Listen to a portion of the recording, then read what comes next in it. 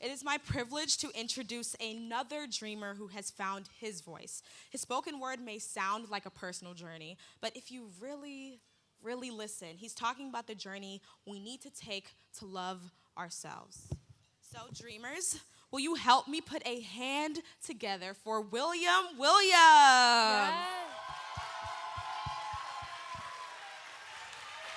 Y'all can be louder than that.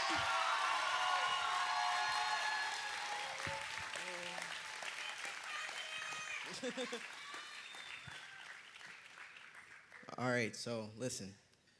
This is spoken word style, all right? So I need to hear some snaps. I need to hear some mm-hms, like, all right? It's untitled because I wrote it yesterday on the bus. But, you ready?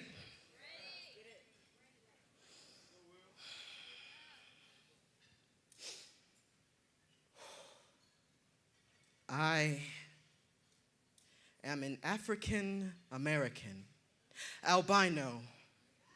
To this truth I must confess, ever since the day of my birth, the term moonshine has been branded on my chest, and you just can't know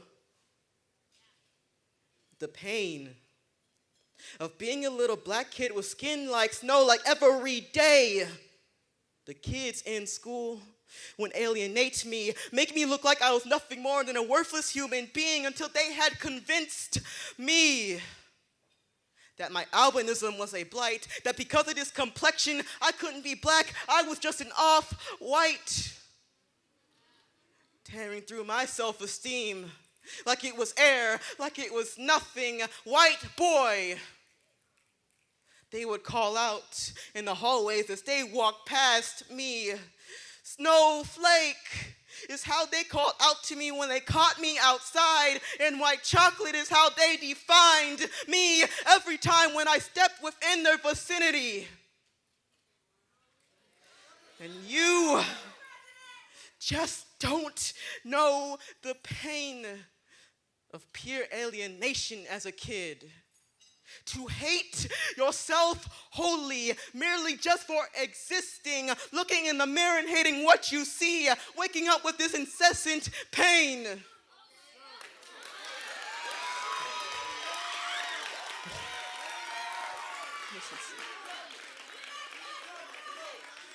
And during lunch, every time I would try to go sit with them, they would all stand up, turn to me, look at me in disgust, and then leave me alone every single lunch. To sit and eat a nacho salad of sadness and sip a milk of depression. And when I went home, the pain that would ensue from this remembrance of the words of hatred that would undo this floodgate to release these tears. Crying myself to sleep every night, dreaming of worlds where I would just die, which is why when I was 9, I had already tried to myself 5 times. And all I have to say, I'm 16 now, and all I have to say to all those kids that dragged me through the dirt, made me feel like mud, is thank you.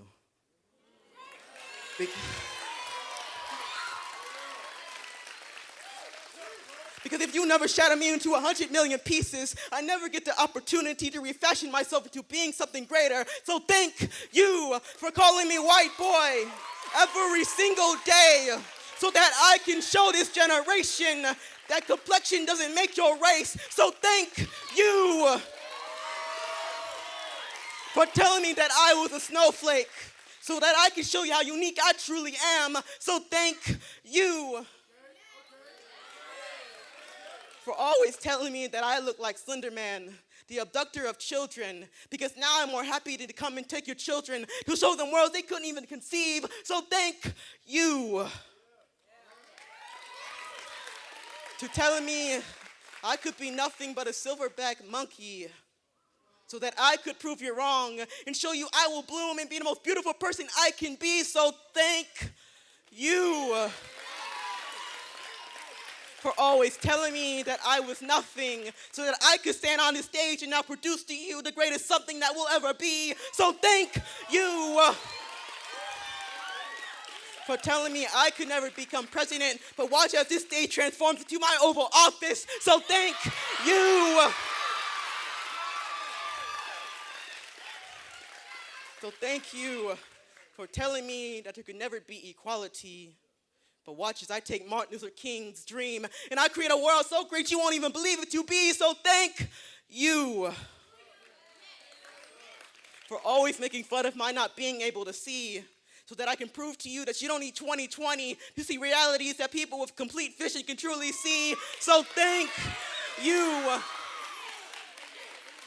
for everything, for the ridicule, the hatred, the pain, the suicidal emotions that got me to this stage today, so I can finally say, I am a dreamer.